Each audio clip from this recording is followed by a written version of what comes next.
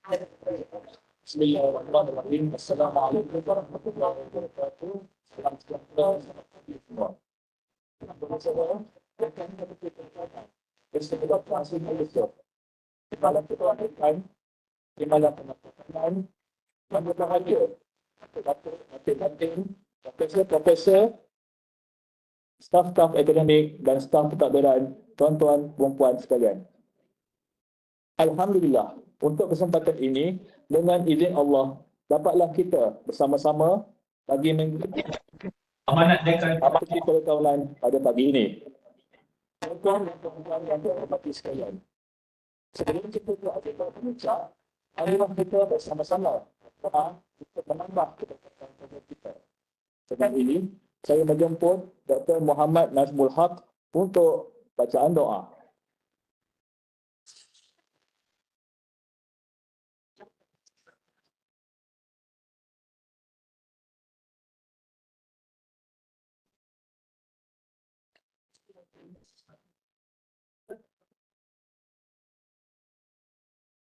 أعوذ بالله من الشيطان الرجيم. بسم الله الرحمن الرحيم. الحمد لله رب العالمين حمدا يوافي نعمه ويكافئ مزيدا. يا ربنا لك الحمد كما ينبغي لجلال وجهك وعظيم سلطانك. اللهم صل وسلم على سيدنا محمد وعلى آله وسيدنا محمد صلاة تنجينا بها من جميع الأهوال والآفات وتقضي لنا جميع الحاجات وتطهرنا بها من جميع السيئات وترفعنا عندك على الدرجات وتبلغنا بها أقصى الغايات من جميع الخيرات في الحياة وبعد الممات إنه سميع قريب مجيب الدعوات يا قاضي الحاجات. اللهم اجعل جمعنا هذا جمعا مرحوما وتفرقنا من بعده تفرقا معصوما ولا تجعل اللهم فينا ولا معنا ولا من يتبعنا شقيا ولا مطرودا ولا محروما. ربنا هب لنا من أزواجنا وذرياتنا قرة أعين واجعلنا للمتقين إماما. اللهم إنك عفو كريم تحب العفو فاعف عنا. اللهم تقبل صيامنا وتقبل مجالسنا كما تقبلت من عبادك الصالحين. اللهم اجعل هذه الحلقات واجعلها في ميزان حسنات يوم نلقاه يوم لا تملك نفس لنفس شيئا والأمر يومئذ لله.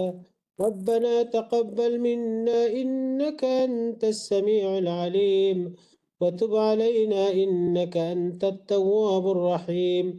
اللهم اغفر لنا ولوالدينا رب ارحمهما كما ربونا صغارا. صلى الله تعالى على خير خلقه محمد وعلى آله وصحبه أجمعين والحمد لله رب العالمين.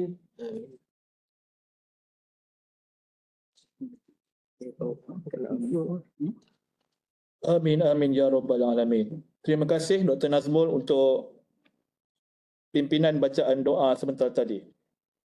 Untuk yang seterusnya, marilah kita menyaksikan satu video pencapaian Fakulti Perkawanan dan warganya untuk tahun 2023.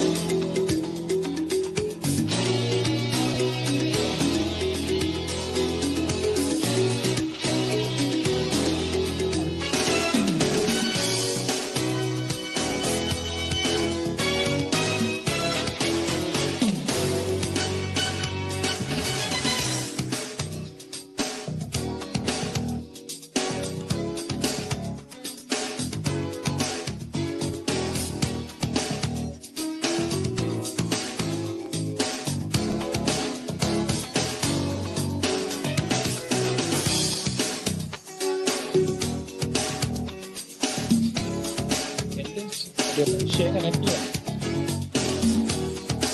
Tenders untuk iPad. iPad mana ada tenders?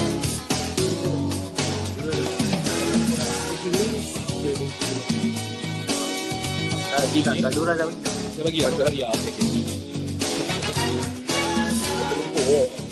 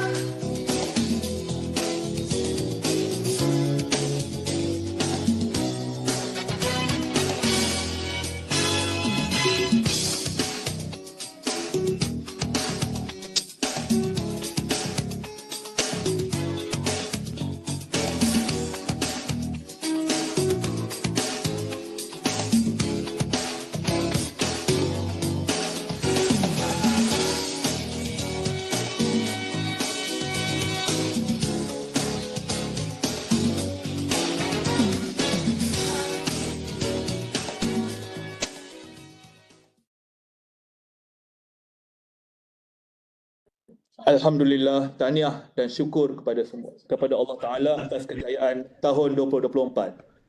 Semoga kita akan tetap dan lebih cemerlang pada tahun ini. Sekarang, sampailah masa untuk saya menjemput Yang Berusaha Profesor Dr. Hasrinda Yusof, Dekan Fakulti Perikanan untuk menyampaikan amanat dekan bagi tahun 2024. Dengan segala hormatnya, dipersilakan. Audio tak ada. Siapa buat teks ni? Waduh, dia punya tunan ayat dia tu macam. Saya tak tahu semalam.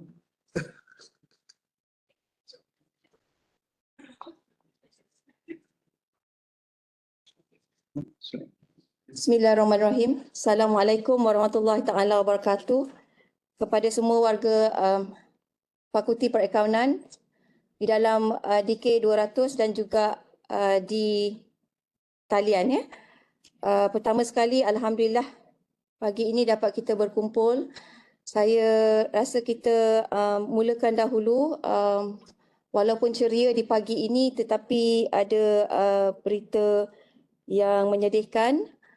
Rakan kita pensyarah perakaunan di UiTM Kedah telah meninggalkan kita pada pagi ini usai beliau selesai umrah. Kita sedekahkan Al-Fatihah buat Alhamah Siti Maisarah daripada UiTM Kedah. Bismillahirrahmanirrahim.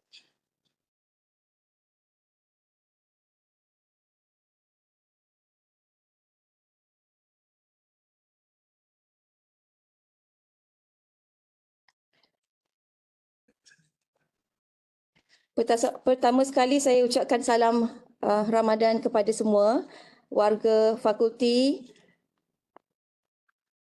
dan daripada video yang montaj yang telah disediakan oleh unit korporat fakulti, tahniah saya ucapkan kepada semua bagi pencapaian cemerlang untuk tahun 2023. Walaupun Cik Farhan dah sebut 2024, amin, kita aminkan. InsyaAllah tahun ini kita cemerlang, terus cemerlang. Kita tumpukan kepada fokus utama yang amat berhormat Menteri KPT bagi tahun 2024, di mana 5 fokus utama ini melibatkan penyediaan bakat, ekosistem penyelidikan, program pemindahan dan perkongsian ilmu, pengantarabangsaaan dan juga ekosistem bagi pemboleh daya untuk memantapkan segala pendidikan tinggi negara. Dan 5 fokus ini juga adalah berdasarkan 20 landasan hala tuju KPT bagi tahun ini. Jika kita lihat 20 ini, ia merangkumi bakat, merangkumi pelajar dan graduan yang berkualiti, merangkumi nilai dan budaya kerja, merangkumi kualiti pembangunan program akademik dan juga dari segi jaringan. Dan untuk UiTM, hala tuju kita bagi 2025, GRU 2025. Selaras dengan ini, kita harus juga ingat kita seiring di fakulti untuk menjadi globally renowned fakulti yang akan menghasilkan profesional di peringkat global. Ya. Seperti yang dinyatakan oleh Naib Chancellor dalam amanat beliau, walaupun kita berusaha untuk kecemerlangan di peringkat global, jangan kita lupa amanah dan tanggungjawab bagi berbakti untuk anak bangsa dan negara. Maka Yang Bahagia Datuk telah menggunakan tema ini, iaitu globally renowned dan locally rooted. Sejak fakulti ini ditubuhkan, kita tahu amanah kita adalah melahirkan akaunten yang bertauliah di kalangan anak-anak Bumiputera. Maka selaras dengan itu juga, seperti yang Datuk sebut di dalam amanat beliau, misi khas kita bukan hanya berkaitan the 3 Rs, relevant, referred and respected, tetapi berasaskan kepada kesultanan, agama, bangsa, dan secara operasinya kita harus menggarap dan bertindak dalam aspek sustainability, di mana di sini disebutkan 3R, reduce, recycle dan reuse di dalam semua aspek. Kalau kita ingat tentang Hala 7 GRU 2025 dan tahap yang patut kita capai bagi tahun ini 2024 adalah globally respected, iaitu warga UiTM perlu dapatkan penghormatan dan pengiktirafan di peringkat dunia. Kita perlu sedar sebelum kita dapat dihormati dan diiktiraf, kepakaran kita harus diketahui, harus dikenali. Sebab itu tahun lepas ianya adalah tentang globally marketable. Jadi following 2023 being globally marketable, hasilnya sepatutnya kita nampak pada tahun ini kita dikenali, diiktiraf, right, dan juga dihormati dalam pelbagai aspek. Ini adalah 6 tonggak utama yang telah UiTM terapkan dari segi pengiktirafan global. Yang pertama berkaitan dengan warga akademik bertaraf dunia. Yang kedua adalah pelajar Bumiputera Bitara yang bertaraf dunia. Yang ketiga dan keempat berkaitan dengan staf bukan akademik, staf pelaksana. Dan yang kelima penglibatan aktif dengan pelbagai pihak berkepentingan dan juga penglibatan aktif untuk alumni. Jadi izinkan saya supaya kita boleh lihat satu persatu dari segi setiap tonggak ini bagaimana kita perlu capai dan kita perlu praktikkan untuk tahun 2024. Bagi mencapai dari segi pillars atau tonggak warga akademik bertaraf dunia, kita perlu melonjakkan tahap dan ketampakan pengetahuan, bakat dan kompetensi dalam pelbagai bidang. PNP, penyelidikan, perundingan, hasil inovasi dan juga khidmat masyarakat kita, dan ini adalah dasar yang telah kita sebenarnya dah beberapa tahun kita menggunakan tagline the 3 Rs, referred, relevant and respected. Maka untuk tahun ini, untuk kita mencapai globally respected, kita perlu melonjakkan tahap ini dengan lebih giat lagi. Penekanan yang saya ingin tekankan di sini adalah berkaitan dengan pemantapan pelan bakat. Kita perlu peka tentang keperluan peningkatan kelayakan akademik warga akademik kita. Bagi mereka yang di tahap pensyarah senior, fakulti berhajat untuk mengadakan special program PhD Magnet. Ini bukan hanya untuk Selangor tetapi juga untuk kampus-kampus cawangan. Kita akan sediakan satu platform kumpulan khas yang kita boleh bantu untuk memastikan mereka dapat meningkatkan kelayakan akademik melalui program PhD Magnet di bawah postgraduate department. Bagi pensyarah yang junior pula, kita perlu jalankan satu program yang dinamakan PhD Nurture untuk mereka ini merancang masa depan di tahun keberapa. Kalau kita boleh sampaikan hasrat ini bagi mereka yang baru, pensyarah yang baru, di tahun kelima itu adalah sepatutnya menjadi tahun yang maksima supaya peningkatan kelayakan itu berlaku. Melanjutkan pengajian ke PhD, apabila sampai tahun kelima, maka ada perancangan untuk melanjutkan pengajian. Dari segi aspek fakulti, kita pula management perlu ada perancangan untuk persediaan berapa pensyarah akan mula pergi belajar dan berapa lagi yang diperlukan dan sebagainya. Selain daripada itu adalah program professional enhancement bagi kelayakan profesional dan pensijilan yang diiktiraf. ACCA, CPA Australia, CIMA dan lain-lain. Kita kata kita perlu capai tahap pengiktirafan dunia dengan adanya kelayakan profesional ini, insya-Allah dari segi kompetensi, dari segi reputation, ia akan mengangkatkan kita ke tahap tersebut. Dan secara berterusan adalah peningkatan kompetensi, pembangunan dan latihan yang berterusan. Yang ini bukan hanya perlu datang daripada fakulti atau daripada KPP atau timbalan dekan. Setiap pensyarah perlu ada semangat untuk seek for knowledge di pelbagai platform, sama ada di UiTM maupun latihan-latihan yang dijalankan di luar.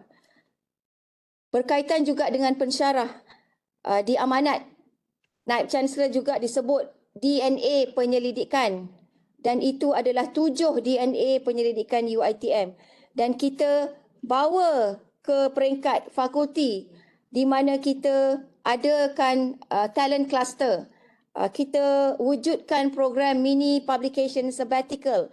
Kita memilih secara strategik pakar-pakar yang kuat dalam bidang penyelidikan melalui program Research Champions, pelantikan Research Trackers dan juga fellow-fellow seperti fellow di ARI, fellow bersekutu dan juga fellow tetap. Dan di fakulti juga kita sambut dengan adanya persekitaran support system, dana dalaman fakulti, yuran penerbitan, proofreading, formatting services dan sebagainya. Ini kita akan sambung. InsyaAllah kita akan teruskan untuk tahun ini untuk memastikan DNA penyelidikan ini dapat dicapai. Maka saranan saya kepada semua kampus termasuk Selangor, kita harus peka dan rancang kumpulan bakat di kampus masing-masing. Pelan pembangunan perlu ada dari segi kelayakan akademik, pengajaran dan berdasarkan bidang penyelidikan. Mungkin sebagai contoh, kita lihat sekarang ini keperluan bidang dari segi data analytics atau digitalization, forensik, fraud dan sebagainya. Maka itulah yang perlu kita rancang untuk kita mantapkan dari segi pelapis untuk pensyarah maupun penyelidik. Dan tidak lupa juga dari segi kepimpinan. Kita tidak mahu dibelenggu dengan masalah bila mana nak mencari atau melantik KPP, koordinator, penyelaras dan sebagainya, menjadi satu cabaran yang sangat besar sepanjang zaman. Yang itu tidak boleh berlaku jika kita ingin mencapai kecemerlangan. Ya. Saya letak di sini contoh-contoh. Ini hanya daripada MIA sahaja. Bagaimana latihan yang ada, yang boleh diambil peluang oleh pensyarah untuk sentiasa menambah kompetensi dan kepakaran di bidang masing-masing. Ada lagi banyak di peringkat ataupun platform yang lain yang mana ia boleh jadi peringkat lokal maupun antarabangsa. Bagi tonggak yang kedua untuk melahirkan pelajar Bumiputera yang diiktiraf dunia, alhamdulillah kita lihat dalam employability ratings 6 bintang penuh daripada Thailand Bank untuk lahirkan graduan berkualiti. Accounting ada di atas, yang kita nampak seronok nampak di atas sebab itu alphabetical order lah, tapi tak apa, kita rasa sangat berbangga. Accounting sentiasa memperolehi 6 bintang yang penuh. Dalam masa 6 bulan selepas bergraduat, pelajar-pelajar kita telah mendapat penempatan untuk bekerja ataupun melanjutkan pengajian. Jadi yang penting di sini, kita perlu lahirkan pelajar yang siap siaga, sama ada dari segi kompetensi teknikal, ilmu perakaunan itu sendiri, dan saya rasa secara peribadi yang juga penting, malah lebih penting adalah untuk kita lahirkan pelajar-pelajar yang mempunyai nilai-nilai murni, kesihatan mental dan keutuhan spiritual, yang itu juga pensyarah kita di dalam kuliah patut kita terapkan. Kita ingin lahirkan bukan hanya professional accountant, tapi accountant bertauliah yang berintegriti. Dan juga yang, apa ya ayat dia? Yang bersemangat, semangat kental. Kita tak nak dapat pekerjaan dalam masa 2-3 bulan, tak tahan, tak cekal, dan terus berhenti dan sebagainya. Kita tidak mahu melahirkan pelajar-pelajar ataupun graduan yang sebegitu.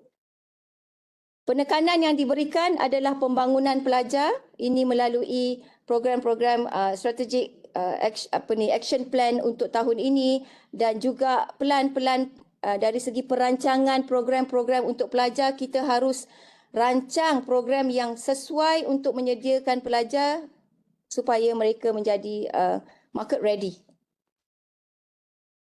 Yang kedua, untuk kita lahirkan pelajar yang bertaraf dunia, pelan strategik penawaran program akademik juga perlu dimantapkan. Tertera di skrin adalah program-program yang ada ditawarkan di fakulti di seluruh kampus. Sebenarnya ada 13 kampus yang menawarkan program perakaunan yang melibatkan peringkat diploma, sarjana, profesional dan juga pasca ijazah. Bagaimana kita perlu merancang secara strategik untuk melahirkan pelajar bertaraf dunia? Kita perlu lebarkan akses, mantapkan dari segi the content dan juga certification. Currently, kita ada 3 yang kita dah mula dan ingin mula jalankan. Laluan perdana adalah program-program secara konvensional yang telah tertera tadi. Degree plus, maksudnya kita akan ambil peluang mana-mana certification lokal dan juga antarabangsa yang kita boleh pluskan dia seiring dengan program laluan perdana. Sebagai contoh, AC220, sebelum bergraduat, kita juga akan cari peluang untuk mereka dapatkan certification data analytics atau ESG atau CQRM dan sebagainya. Contoh, di peringkat sarjana muda, di peringkat diploma, di peringkat pasca ijazah. Supaya mereka keluar dengan mempunyai qualification degree and plus other certification. Yang itu sedang dirancang dan juga dah ada yang kita akan mulakan tahun ini. Sebagai contoh, insya-Allah kita akan mulakan juga laluan 2U1I bersama insya-Allah PwC, di mana pelajar-pelajar ini juga akan mendapat certification berganda. Kita juga telah mulakan laluan profesional di mana pelajar-pelajar AC220 sebelum bergraduat, semasa menjalankan pengajian, mereka telah mula mengambil kursus-kursus atau kertas-kertas ACCA, dan kita juga telah hasilkan graduan, 3 graduan pertama pada convocation yang lepas yang telah bergraduat dengan AC220 dan ACCA. Maka kita akan kembangkan lagi dengan laluan SIMA dan juga MIKPA. insya-Allah. Ini adalah model pemerkasaan graduan UiTM. Jadi saya tahu dan saya pasti Timbalan Dekan, HEP, KPP di Cawangan dan sebagainya akan merujuk kepada model ini untuk segala perancangan bagi program-program yang berkaitan dengan pelajar. Bagi staf bukan akademik dan staf pelaksana, saya sering katakan kumpulan ini adalah sama pentingnya dengan warga akademik. Dan cabaran bagi tahun ini di dalam tonggak yang telah disebutkan di dalam amanat adalah staf bukan akademik dan staf pelaksana yang diiktiraf dunia. Itu sebenarnya amat besar expectation kepada staf bukan akademik. And fundamentally yang penting perlu memastikan staf pentadbiran mempunyai nilai dan ciri-ciri yang cemerlang. Sebelum dapat pengiktirafan dunia, yang perlu kita mantapkan adalah nilai-nilai dan ciri-ciri yang cemerlang ini. Tangkas, saya letak tangkas, perkataan tangkas itu lebih besar daripada yang lain. Kerana staf bukan akademik terlibat sangat besar peratusan kerja berkaitan dengan operasi. Tangkas, cepat, mantap kerjanya, tuntas, semua perkataan yang ada tu. Berfikiran positif, kreatif, bersikap proaktif dan berketerampilan. Yang ini perlu ada pada staf bukan akademik dan kumpulan staf pelaksana. Bukan hanya melihat setiap hari kerja yang sama tetapi perlu ada semangat dan pemikiran yang apa lagi yang boleh dibuat atau apa yang boleh ditambah baik dari segi proses kerja dan sebagainya. Bukan hanya menjalankan tugas mengikut business as usual. Yang itu yang kita harapkan daripada staf kita. Saya letak gambar staf-staf bukan akademik. Yang ini untuk perkongsian seluruh Malaysia. Yang ini adalah staf-staf di Selangor ya. Dan melaksanakan pelan latihan dan peningkatan ilmu. Ini adalah janji atau pledge yang telah staf pentadbiran buat semasa kita berbengkel di PD. Jadi saya harap pelaksanaan pelan latihan ini dan peningkatan ilmu ini perlu dilaksanakan secara terancang mengikut kumpulan masing-masing. Dan saya harap setiap non-academic staff perlu ada multi-skill areas. Maksudnya, kalau saya berada di HEA, bukan kerja saya hanyalah tertumpu kepada HEA. Ada masa program-program fakulti yang melibatkan jabatan-jabatan lain yang juga kita harus berkongsi dari segi sumber tenaga dan kepakaran. Okey? Dan yang kelima adalah penglibatan aktif. Yang ini sememangnya kita jalankan. Cuma maksudnya sekarang ini kita harus teruskan secara aktif untuk mencari peluang kolaborasi. Peluang ini bukan hanya daripada usaha fakulti sahaja. Ianya perlu datang juga dari setiap pensyarah. Kalau kita telah mencapai tahap marketable dan kita sebagai pensyarah telah mencapai tahap pengiktirafan dunia, maka peluang itu secara automatik akan datang dan pensyarah dan staf-staf lain perlu ambil peluang itu untuk membawa peluang ini kepada fakulti. Dalam aspek PMP, mungkin collaborative teaching, penyelidikan, program pasca ijazah, pembangunan pelajar, peluang pekerjaan, latihan industri, jana pendapatan dan juga USR dan KTP. Penglibatan aktif yang disebut oleh Naib Chancellor, yang berhormat Naib Chancellor, adalah pendekatan quintuple helix. Maksudnya setiap kali kita berkolaborasi atau apa-apa program yang kita jalankan, kita perlu secara strategik to the very best carilah peluang bersama dengan 5 kumpulan ini.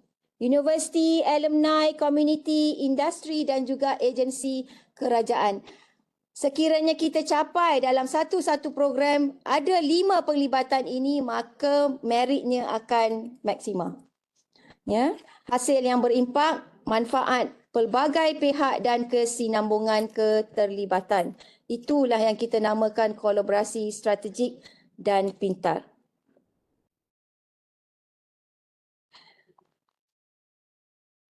Dan keenam adalah tentang kelestarian keterlibatan alumni fakulti.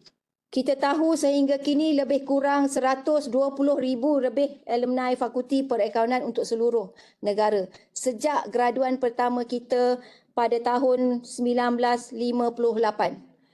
Maka kita perlu secara strategik untuk berkolaborasi dengan mereka. Sekiranya tadi kita sebut kita berkolaborasi dengan program Quintuple Helix dan sebagainya, yang juga kita patut ambil peluang adalah apabila kita jalankan program-program tersebut, we tap on our alumni. InsyaAllah kalau kita baling batu, mesti akan terkena alumni kita di mana-mana platform atau mana-mana organisasi. Jadi kita perlu engage dengan alumni untuk pelbagai aktiviti yang kita jalankan. Dan secara menyeluruh, penekanan adalah memastikan keterlibatan ini adalah dilakukan secara menyeluruh. Strategi pertama yang telah dijalankan oleh fakulti adalah dengan pelantikan alumni ambassadors, di mana secara rasminya kita melantik mereka dan mereka ini menyumbang secara terus untuk pelbagai aktiviti. Sebagai contoh setakat ini, dari segi semakan kurikulum, dari segi pembangunan pelajar, leadership camp, dari segi CSR project dan sebagainya, setiap program itu akan ada penlibatan oleh alumni-alumni ini. Pelan perancangan fakulti adalah kita akan melantik lebih ramai lagi secara rasmi untuk menjadi alumni ambassadors. Pada tahun lepas kita telah, pada tahun 2022 sebenarnya kita lantik, dan alumni juga ada yang bertanya macam mana mereka dapat menjadi alumni ambassador. So saya sarankan ini juga boleh disebar luas dan diperkembangkan di peringkat kampus masing-masing sekiranya ingin menjalankan program alumni ambassador. So ini adalah secara menyeluruh saya rangkumkan tentang penekanan, fokus dan penekanan terhadap 6 tonggak tadi. Maka kita perlu bergerak mengikut model ini. Saya panggil sebagai FACT S2EM, Sustainable Strategic Excellence Model, di mana dari segi fokus pembangunan akademik, penyelidikan dan pembangunan perlu berjalan serentak. Kebanyakan masa program-program ini adalah secara bertindih. We work together dan kita perlu mengangkat kualiti kecemerlangan bagi ketiga-tiga aspek utama ini dengan keterlibatan pihak-pihak berkepentingan seperti alumni, community, rakan universiti, agensi dan juga rakan industri. Dan the outer ring yang warna purple tu, kita perlu terapkan nilai-nilai 3E's, efficiency, effectiveness, economical, dan dalam masa yang sama apabila kita bergerak, maka kita juga adalah dalam usaha untuk mempertingkatkan talent pool, talent enhancement. Dan dalam masa yang sama kita faham kekangan sedia ada adalah berkaitan dengan dana dan sebagainya. Maka pada setiap masa kita cuba juga cari peluang untuk jana pendapatan, berjimat, dan dalam masa yang sama ada peluang kita juga menjalankan amal jariah. Ini adalah hala tuju ke arah kecemerlangan dan kelestarian fakulti dari segi bakat yang cemerlang, pensyarah, staf pentadbiran, pelajar, graduan, dan kita pastikan program akademik kita adalah yang diiktiraf, dan alhamdulillah semua program kita diiktiraf oleh pihak yang berkepentingan, dan insya-Allah sekiranya ini dapat kita mantapkan, maka kita akan lahirkan graduan yang berkualiti, holistik dan berdaya saing, insya-Allah. Walau bagaimanapun, yang pentingnya adalah kebersamaan. Interestingly, kita memang telah terapkan nilai togetherness ini sejak beberapa tahun lagi yang lepas. Saya sangat gembira dapat melihat bahawa semangat ini memang juga telah being highlighted di peringkat UiTM dan di peringkat KPT. Ya, kebersamaan dari segi semangat, kefahaman dan juga dari segi perbuatan. Maksudnya kalau kita faham saja tetapi kita tak secara benar kita menjalankan program bersama-sama, maka kelestarian kecemerlangan itu juga tidak akan tercapai. Jadi semua warga Fakulti Perakaunan, bersama-samalah kita melestarikan kecemerlangan dan fokus utama untuk tahun ini adalah pengiktirafan global. Sama-sama kita doakan agar usaha, amanah, tanggungjawab yang kita jalankan ini didekati, dipermudahkan dan mendapat hasil yang positif, insya-Allah. So, saya ucapkan ribuan terima kasih kepada semua. Setakat ini saja amanat untuk tahun 2024. Kita masih lagi di dalam journey of GRU 2025, tetapi tinggal 1-2 tahun saja, setahun lebih saja lagi untuk kita capai hasrat UiTM untuk mencapai GRU 2025. Maka kita sama-sama usaha, sama-sama menjalankan amanah ini supaya kita dapat mencapai kecemerlangan untuk fakulti dan untuk pelajar dan graduan. Sekian, wabillahi taufiq wal hidayah. Assalamualaikum warahmatullahi wabarakatuh. Assalamualaikum sekali lagi dan terima kasih saya ucapkan kepada semua, terutamanya kepada juga mereka yang berada di talian.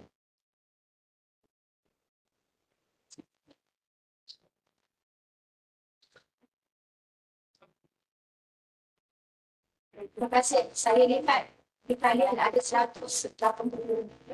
So, perasaan kita akan bersyarah di talian.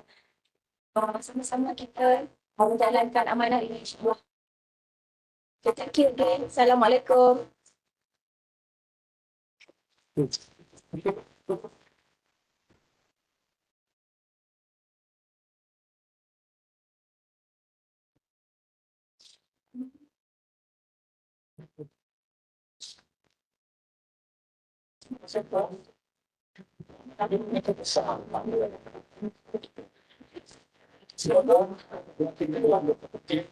Sama-sama mencapai dekat Habis memanjatkan syukuran Allah Taala izinnya, maka selesailah sudah mengamalkan fakulti pertanian. Serta dari pesanan yang mengisi kepada terima kasih untuk semua sehingga kita sekian. Assalamualaikum warahmatullahi wabarakatuh.